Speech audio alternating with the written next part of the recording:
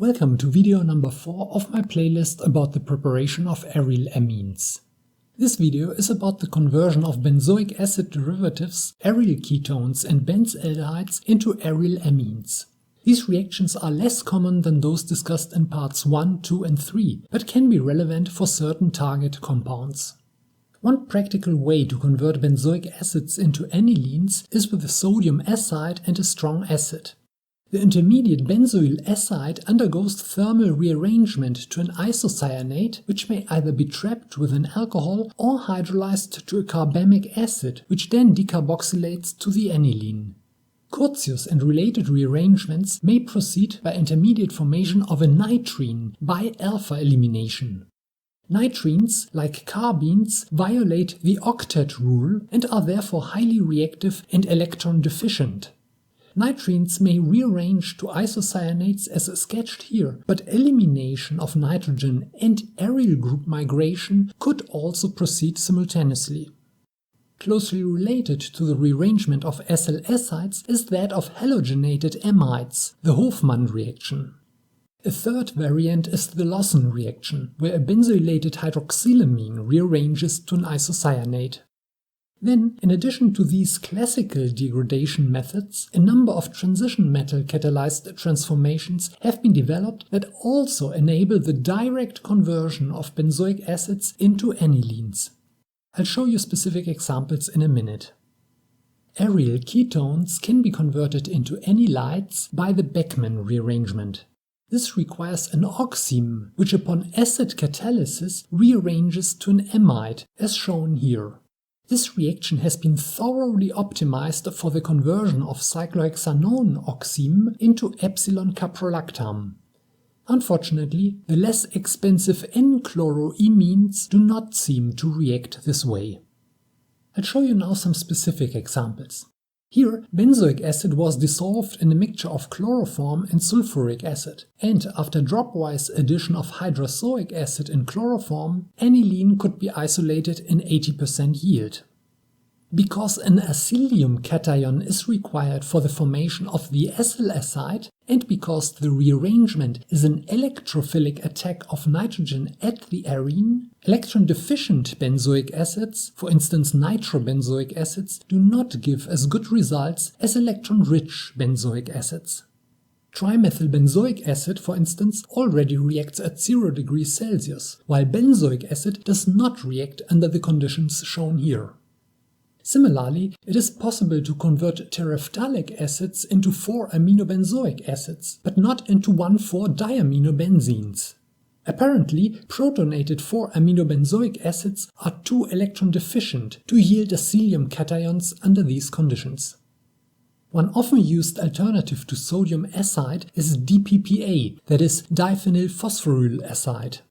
This reagent converts carboxylic acids into acyl acides under slightly basic reaction conditions. Heating the acyl acide with an alcohol then yields a carbamate. In this example, a very electron-deficient pyracine carboxylic acid was converted into a benzyl carbamate with this strategy. This here is an example of the arylation of benzamide at nitrogen with a benzoic acid. Thus, the carboxyl group of the acid just acted as a leaving group. This reaction probably proceeded by decarboxylation of a copper-2 carboxylate to an aryl copper intermediate.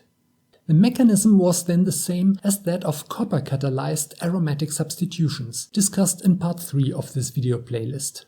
Oxygen was required to regenerate copper-2 from copper-0. A similar reaction is the conversion of phenylbenzoates into anilines by treatment with benzophenone imine and a nickel catalyst. Unlike in the previous example, no oxidant was needed, but again, the amination required 170 degrees Celsius to proceed. No nickel carboxylate, but a nickel acyl complex was probably formed here, which isomerized to an aryl nickel carbonyl complex. Thermal ligand exchange with the amine, deprotonation and reductive elimination then yielded the arylamine. Thus, the catalyst was a nickel-0 complex that was regenerated during the reductive elimination. One possible reason for the high reaction temperature could be the high stability of nickel-carbonyl complexes. At a lower temperature, carbon monoxide could slowly generate unreactive nickel carbonyls and thus deactivate the catalyst. Instead of imines or amines, also silylated amines can be used to convert aryl esters into arylamines. In this example, again a nickel zero catalyst and a high reaction temperature were required. A further variation is the palladium-catalyzed decarboxylation of O-benzoyl hydroxylamine carbamates to the corresponding aniline-derived carbamates, as shown here. Like in the previous example, the starting materials are quite expensive, and I don't think there will be many instances where this transformation is superior to alternative procedures. Let's check some ketone and aldehyde degradations. One alternative to the Beckmann rearrangement of oximes is treatment of ketones with a sodium acide and an acid. Here, trichloroacetic acid was both used as a solvent and for the generation of hydrozoic acid. If unsymmetric benzophenones are treated with hydrozoic acid, it is not always obvious which of the two arenes will migrate to nitrogen. In this example, only the substituted phenyl group migrated, and a mixture of the expected antranylamide and its dehydrated form resulted. Aldehyde-derived oximes do not undergo Beckmann rearrangement but just eliminate water to yield benzonitriles. With hydrozoic acid, however, it is sometimes possible to convert benzaldehydes into form anilides. In this example, the main products were form anilide and aniline, and only 10% of benzonitrile was formed. With a mixture of acylyl acide, terzbutyl hydroperoxide, and catalytic quantities of copper oxalate, benzaldehydes can be converted into aniline-derived Carbamoyl acids, as shown here. These products are synthetic equivalents of isocyanates and should be suitable starting materials for carbamates, ureas, or anilines. Treatment of benzylic alcohols with aliphatic acids and acids can also cause C-C bond cleavage and the formation of arylamines, as shown here. The acide first added to the benzylic cation and elimination of nitrogen with simultaneous migration of the aryl or propyl group yielded two iminium salts. These were reduced with sodium borohydride to the tertiary amines. I'll show you now some examples of the oxidative degradation of benzamides to anilines. For industrial applications, this reaction here could be of interest. Short heating of benzamide in the gas phase and in the presence of supported rhodium to 400 degrees Celsius yielded a mixture of benzonitrile, aniline and benzoic acid. For laboratory preparations, however, such procedures are difficult to replicate. Higher yields can usually be obtained with the Hofmann rearrangement. Here, a picoline amide was first converted into the sodium salt of an N-chloroamide by treatment with hypochlorite.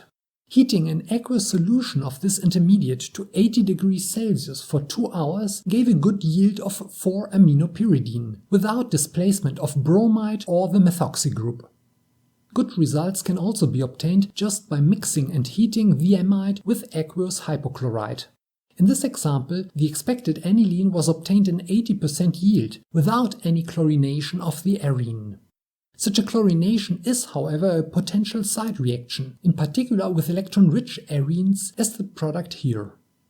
Instead of hypochlorite, which is sometimes difficult to dose precisely, also hypobromide can be used to convert benzamides into anilines. Hypobromide can be prepared by adding bromine to ice-cold aqueous sodium hydroxide. Here, nicotinamide was brominated and then rearranged with such a hypobromide solution.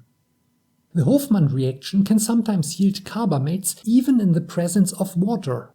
Continuous treatment of salicylamide with trichloroisocyanuric acid in aqueous sodium hydroxide gave mostly cyclic carbamates. Despite the precise dosing of just one equivalent of chlorinating agent, 12% of a chlorinated byproduct was formed. Phthalimides can be convenient starting materials for derivatives of antranilic acid. In this example, phthalimide was first hydrolyzed to the monoamide and then oxidized with sodium hypochlorite. The main product was isotoic anhydride. To facilitate the isolation of this product, sulfuric acid was added.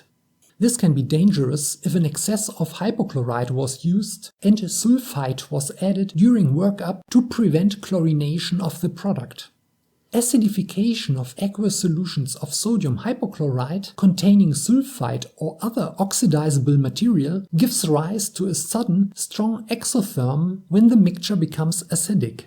This may cause violent boiling or a thermal explosion if the mixture had become warm during neutralization. With substituted phthalamides, 2 isomeric antranilic acids may be formed upon Hofmann rearrangement. In this example, however, a high yield of only 1 isomer was obtained. Benzamides can be decarbonylated at high temperature with the aid of a nickel catalyst.